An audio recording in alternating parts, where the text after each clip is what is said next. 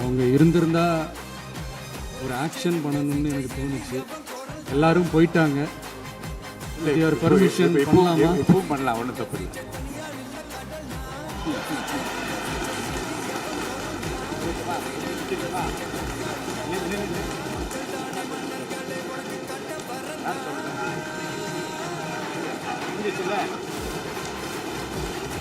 நமக்கு ஓட்டு போட்டது தப்பான், குடும்பமா நமக்கு ஆதரிச்சது தப்பான். இது இப்ப இல்ல, நான் சொல்றது எம்ஜிஆர் அவர்கள் காலத்திலிருந்தே. அப்பவே அவர் ஜெயிச்சப்போ அதே மக்களை தப்பு தப்பா பேசுறது. எனக்கு ஒரு குட்டி கதை ஒன்று ஞாபகம் வருது, சொல்லாமா? ஒரு ஊர்ல ஒரு பெரியவர் வெயில் ரொம்ப ஜாஸ்தியா இருக்குன்னு சொல்லிட்டு கண்ணுக்கு மேல கை வச்சுக்கிட்டு இப்படி சுத்தி முத்தி தேடிக்கிட்டு இருந்தாராம். அப்ப கூட இருந்த ஒரு சின்ன பையன், என்ன தேடுறீங்க அப்படின்னு கேட்டானா. அதுக்கு அந்த பெரியவர் சொன்னாரா, அது ஒண்ணு இல்ல தம்பி, உங்க அப்பா இங்கதான் இருப்பாருன்னு சொன்னாங்க, அதான் தேடிக்கிட்டு இருக்கேன். எங்க உங்க அப்பாவையா காணோம்?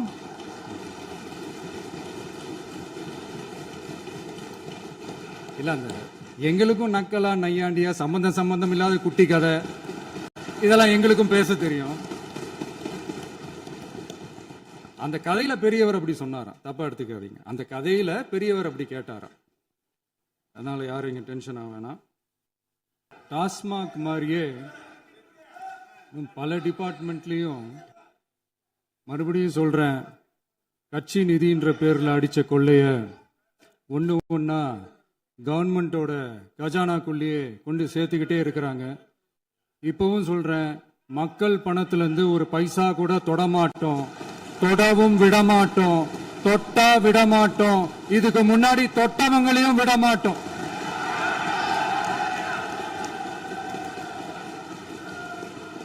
ஒவ்வொரு ஊழலா வெளியில வரும் போலே, ஒவ்வொரு வேஷமா கலைஞ்சிரும் போல, இங்க இருக்கிற நிறைய பேரு நடுங்கி போய்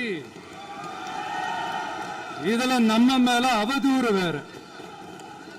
இப்ப புதுசா ஒரு வெப்பன் ஒண்ணு கொண்டு வந்திருக்காங்க. அது என்ன தெரியுமா? அவங்க தயவால தான் நம்ம ஆட்சி நடக்குதான். மக்கள் தயவால இந்த ஆட்சி நடந்துகிட்டு இருக்கு.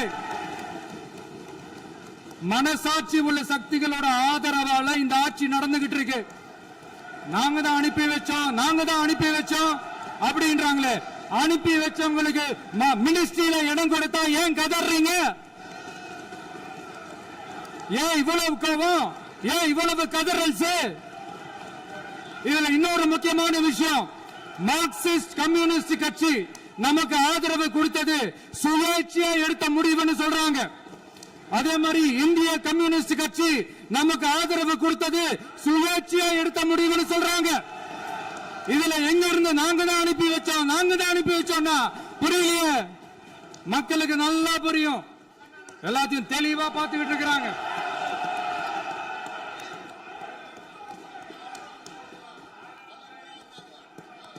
முதலமைச்சர் கண்டினியூ பண்ணலாம். மாண்பு முதலமைச்சர்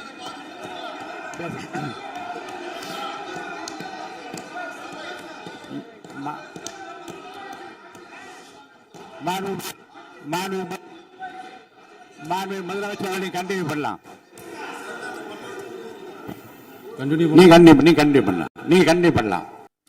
இந்த சமூக நீதி அரசுன்னு சொல்றவங்களை பார்த்து கேட்கிறேன், நம்ம பட்டியலின சகோதரர்களுக்கு எத்தனை அமைச்சர் பதவி கொடுத்தீங்கன்னு கொஞ்சம் சொல்ல முடியுமா?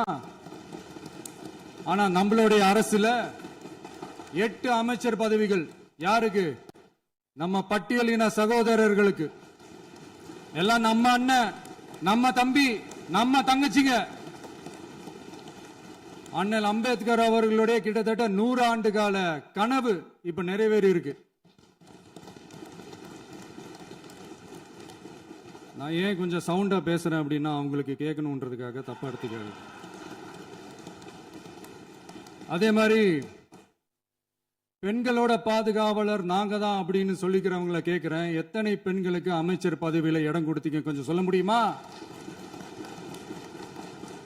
எங்க அரசுல 4 சகோதரிகளுக்கு அமைச்சர் பதவி கொடுத்திருக்கிறோம்.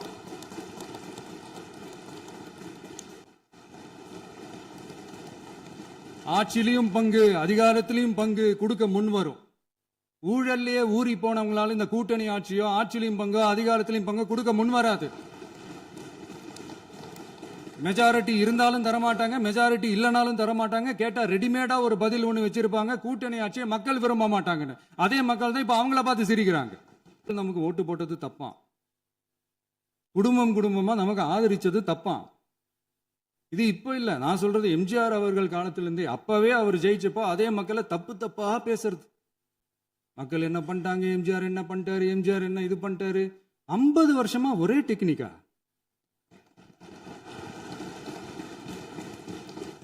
டெக்னாலஜி எல்லாம் மாறி வேற எங்கேயோ போயிட்டு இருக்கு பஸ். இதுல கொஞ்சம் டெக்னிக்காச்சும் கொஞ்சம் மாத்தினா கொஞ்சம் நல்லா இருக்கும்.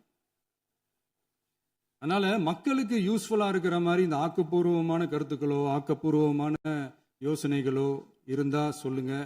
அதை நாங்க டெஃபரெண்டா எடுத்துக்கிறோம். ஆனா அதை விட்டுட்டு இந்த நக்கல் நையாண்டி சம்பந்தம் இல்லாத பேச்சு இதெல்லாம் பேசிட்டு அப்புறம் முதல்வர் பதில் சொல்லல, முதல்வருக்கு பதில் சொல்ல தெரியல அப்படின்னா அப்புறம் என்ன சோஃபா மாடல் ஆட்சியா? அது என்னன்னு புரியறதுக்கு எனக்கு ரொம்ப நாள் ஆச்சு. இந்த sofa set, table chair, teapoy, furniture பிசினஸ்லாம் வேற எங்க வெளியில போய் பண்ண சொல்லுங்க. அப்படி அந்த பிசினஸ் தான் பண்ணணும்னா நிறைய பிசினஸ் பண்ற மாதிரி வெளியில போய் பண்ண சொல்லுங்க, இங்க சட்டசபைக்குள்ள வேணாம். அதனால ஆக்கப்பூர்வமான கருத்துக்கள் இருந்தா சொல்லுங்க. டெஃபினட்டா அது சரியா இருந்தா நாங்க ஏத்துக்கிறோம். எனக்கு ஒரு குட்டி கதை ஒன்று ஞாபகம் வருது, சொல்லாமா? ஒரு ஊர்ல ஒரு பெரியவர் வெயில் ரொம்ப ஜாஸ்தியா இருக்குன்னு சொல்லிட்டு கண்ணுக்கு மேல கை வச்சுக்கிட்டு இப்படி சுத்தி முத்தி தேடிக்கிட்டு இருந்தாராம்.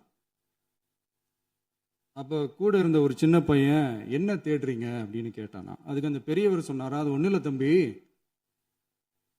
உங்க அப்பா இங்கதான் இருப்பாருன்னு சொன்னாங்க, அதான் தேடிக்கிட்டு இருக்கேன். எங்க உங்க அப்பாவையா காணோம்?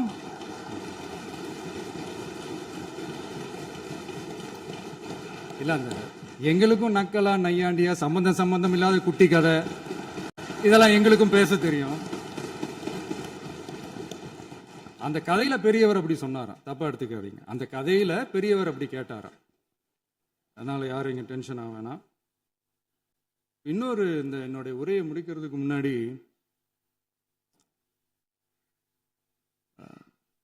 போயிட்டாங்க, பேசலாமா? உங்க கருத்துக்களை நீங்க முழுமையாக மன நிறைவோடு பேசலாம். டிவியில் பார்ப்போம். சரி, அதான் 5 நிமிஷம் பேசுனதுக்கே கொலத்தூரி இந்த ஆட்டம் அடிச்சு பேசுனா அப்புறம் என்ன பண்றது? கடைசியா நான் இந்த உரையை முடிக்கிறதுக்கு முன்னாடி ஒரு முக்கியமான ஒரு விஷயம் பத்தி சொல்லணும். ஆளுநர் உரை அன்னைக்கு இந்த தமிழ் தாய் வாழ்த்துக்கு அப்புறம் தேசிய கீதம் பாடினது தப்பு, தேசிய கீதம் 2 முறை பாடினது தப்பு,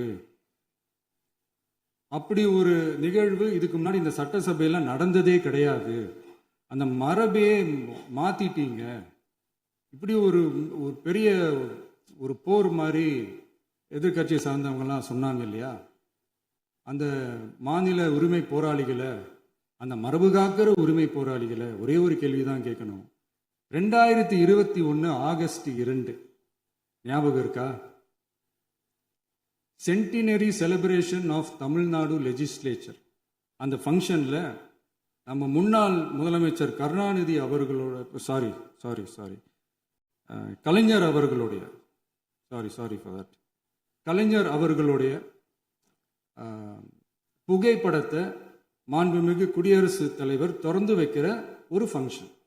அந்த ஃபங்க்ஷன்ல national anthem followed by Tamil Thai Vazhthu அப்படின்னு அறிவிச்சது ஞாபகம் இருக்கா? அதாவது தேசிய கீதத்துக்கு அப்புறமா 2வது முறையா, நோட் திஸ் பாயிண்ட் மாண்புமிகு பேரவைத் தலைவர் அவர்களே, பிளீஸ் நோட் திஸ் பாயிண்ட். தேசிய கீதத்துக்கு அப்புறம் 2வது முறையாக தமிழ் தாய் வாழ்த்து பாடப்படும் அப்படின்னு சொன்னது ஞாபகம் இருக்கா? அதுவும் முத்தமிழ் அறிஞர் அப்படின்னு சொல்ற நம்ம கலைஞர் அவர்களுடைய அந்த புகைப்படம் வெளியிட்டு விழாவில் அவர் இருந்த இதே சபையில தமிழ 2வது இடத்துக்கு தள்ளினது யாருன்னு ஞாபகம் இருக்கா? அது மட்டும் இல்ல, அந்த தேசிய கீதத்தை நாட்டுப்பண் நேஷனல் ஆந்தம்னு சொல்லி அதே ஃபங்க்ஷன்ல கடைசியா ஃபங்க்ஷன் முடியும் போது செகண்ட் டைம் தேசிய கீதம் பாடினதும் ஞாபகம் இருக்கா? இதே அவையில் தான் அது அவை குறிப்பிலும் இருக்கிறது. இதே அவையில் தான் நடைபெற்றது. இந்த தக்க நேரத்தில் இந்த ஆதாரங்களை அளித்த மாண்பு முதல் அவர்களுக்கு நன்றியை தெரிவித்துக் கொள்கிறேன். டவுட் இருந்தா இந்த புக்கை பார்த்து தெரிஞ்சுக்கலாம். அதனால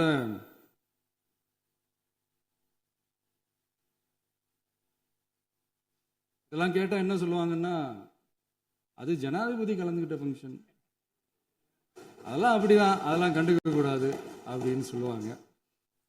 இதே மாதிரிதான் பேசுறது ஒண்ணு, செய்யறது ஒண்ணு, செய்யறது ஒண்ணு, பேசுறது ஒண்ணு. இதெல்லாம் மக்கள் பார்த்துக்கிட்டு இருக்காங்க. எலெக்ஷனுக்கு முன்னாடி தான் அப்படி செஞ்சுக்கிட்டு இருந்தாங்க. இப்போ எலெக்ஷனுக்கு அப்புறம் அதே தான் செய்யறாங்க.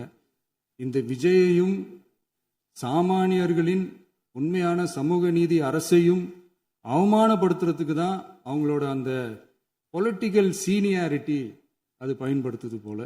சரி, செய்யட்டும் செய்யட்டும், நல்லா செய்யட்டும். அவங்க இருந்திருந்தா ஒரு ஆக்ஷன் பண்ணணும்னு எனக்கு தோணுச்சு. எல்லாரும் போயிட்டாங்க. இல்ல, பர்மிஷன் பண்ணலாமா? இப்பவும் பண்ணலாம், ஒன்றும் தப்பு இல்லை.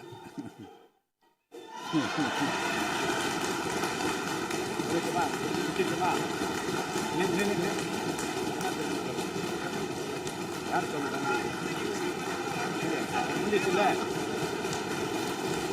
எழுந்து சொல்லணும், உட்காந்து சொல்லட்டுமா?